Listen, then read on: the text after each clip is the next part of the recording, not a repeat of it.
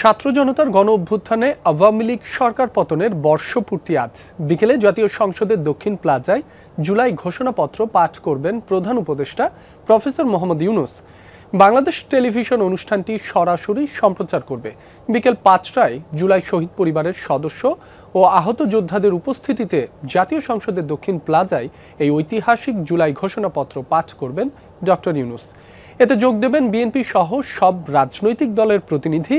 এছাড়া মানিক মিয়া এভিনিউয়ে দিনব্যাপী সাংস্কৃতিক অনুষ্ঠান সহ নানা আয়োজন রয়েছে।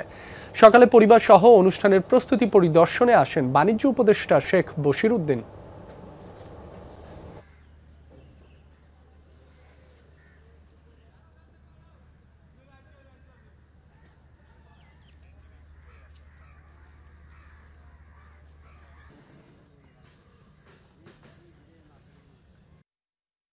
ছাত্র জনতা সবাই মিলে যে আন্দোলনটা সফল করছে, স্বৈরাচারী যে পালাবো না বলেও পালিয়ে গেছে, এইটাই আমাদের বিশাল একটা প্রাপ্তি। আজকে মন খুললে কথা কইতে পারতাছি, এটা আল্লাহর কাছে শুকরিয়া। আজকে এত সুন্দর লাগছে যে আমরা একটা স্বাধীন দেশে স্বাধীন মুক্ত হাওয়ায় চলতে পারতেছি, কথা বলতে পারতেছি। জুলাই সনদের মধ্যেও আমরা যে আহত হয়েছে এবং যারা শহীদ হয়েছে তাদের বিচার চাই, এবং যারা আহত হয়েছে তাদেরকে যেন সঠিক চিকিৎসা দেওয়া হয়, যারা শহীদ হয়েছে তাদের পরিবারদেরকে যেন মূল্যায়ন করা হয়। জুলাই গণ অভ্যুত্থানের বর্ষপূর্তি উপলক্ষে রাজধানীর মানিক মিয়া এভিনিউয়ে ৩৬ জুলাই উদযাপন এবং জুলাই ঘোষণাপত্র পাঠ করা হবে।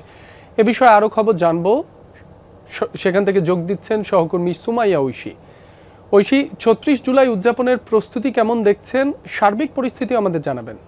মাসুম, ৩৬ জুলাই উদযাপনের যে প্রস্তুতি এখন মোটামুটি সম্পন্ন হয়ে গিয়েছে, কিছুক্ষণের মধ্যে আশা করা যাচ্ছে শুরু হবে। এবং আমরা যেমনটি জানতে পেরেছি যে সাইমুম শিল্পগোষ্ঠীর পরিবেশনার মাধ্যমে শুরু হবে ৩৬ জুলাই উদযাপন, এবং সারা দিন ব্যাপী বিভিন্ন আয়োজনের মাধ্যমে গত ১ বছর আগে এই দিনটি যে ভয়াবহ স্মৃতি মানুষকে দিয়ে গিয়েছে, সেই স্মৃতিগুলো স্মরণের বিভিন্ন সঙ্গীত পরিবেশন হবে, বিভিন্ন ড্রোন শো হতে হবে সন্ধ্যাবেলার দিকে, এবং সারা দিনব্যাপী কিন্তু বিভিন্ন আয়োজন থাকছে। তার মধ্যে ২:২৫ কিন্তু ফ্যাসিস্ট পলায়নের ক্ষণ উদযাপিত হবে, এবং সেই সময় বেলুন উড়ানো হবে, এবং একই সঙ্গে শেখ হাসিনার যেই পলায়নের যে ছবিটি সেটিও এখানে প্রদর্শিত হতে পারে।